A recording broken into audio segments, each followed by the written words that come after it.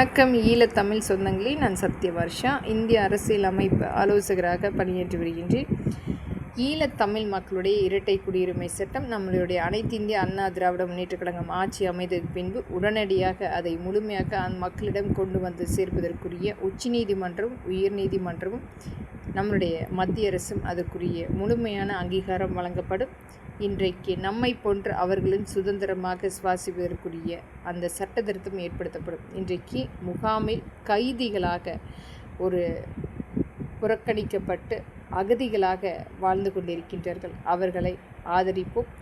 இன்றைக்கு எத்தனையோ கட்சிகள் இருந்தாலும் அதிலும் இந்த நாம் தமிழர் போன்ற கட்சி அந்த ஈழத்தமிழ் மக்களை வைத்து பிளப்பு நடத்தி கொண்டிருக்கிறது. ஆனால் இன்று வரை அந்த முகாமுக்கு கூட சென்று மக்களுடைய கருத்துக்களை அரசாங்கத்திடமோ அல்லது ஏதாவது அந்த மக்களுக்குரிய நலத்திட்டங்களை கொண்டு போய் சேர்க்காமல் தன்னுடைய ஒரு குடும்பம் மட்டுமே வளரப்பட வேண்டும் என்று ஒரு பிஸ்னஸாக மட்டுமே நாம் தமிழர் கட்சி இன்றைக்கு பார்த்து கொண்டிருக்கிறோம். ஆனால் இன்றைக்கும் அவர் சார்ந்து நிற்கின்ற அந்த தொண்டர்கள் மற்றும் இந்த ஈழத்தமிழ் மக்களுக்கு எந்த ஒரு பங்கீடுமே கொடுக்காமல் ஒரு நிராகரிப்பு மட்டுமே கிடைத்து கொண்டிருக்கிறது. எத்தனை முறை இந்த நாம் தமிழர் கட்சி அந்த ஈழத்தமிழ் மக்களுடைய முகாமுக்கு சென்றிருக்கிறது, எத்தனை முறை அந்த தொண்டர்களுக்குரிய பங்கீடு 12 வருடங்களாக தொண்டர்கள் உண்மையாக நாம் தமிழர் கட்சிக்காக உழைத்து கொண்டிருக்கிறார்கள். ஆனால் புதிதாக வந்த நபருக்கு வேட்பாளராக அறிவித்து கொண்டிருக்கின்றார்கள்.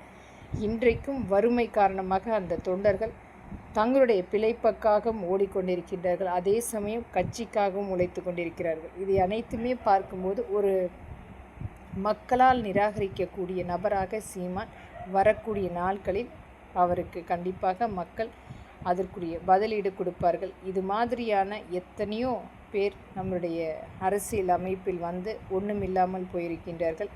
ஒரு பொய்யான வேடம் தெரித்து வரக்கூடிய நபர்களை மக்களும் கண்டிப்பாக நிராகரிக்க செய்யப்படுவார்கள். அவர் கூட நின்றிருக்கும் இளைய சமுதாயத்துக்கு இன்றைக்கு மாற்றாக ஒரு அடுத்த கட்டத்துக்கு செல்லப்பட வேண்டும். அவர்களும் அவர்களுடைய சமூகம் சார்ந்த பிரச்சனையை மக்களின் பிரதிநிதியாக எடுத்து செல்லப்பட வேண்டும் என்று ஒவ்வொரு பதிவுகளாக பதிவிட்டு கொண்டிருக்கிறோம்.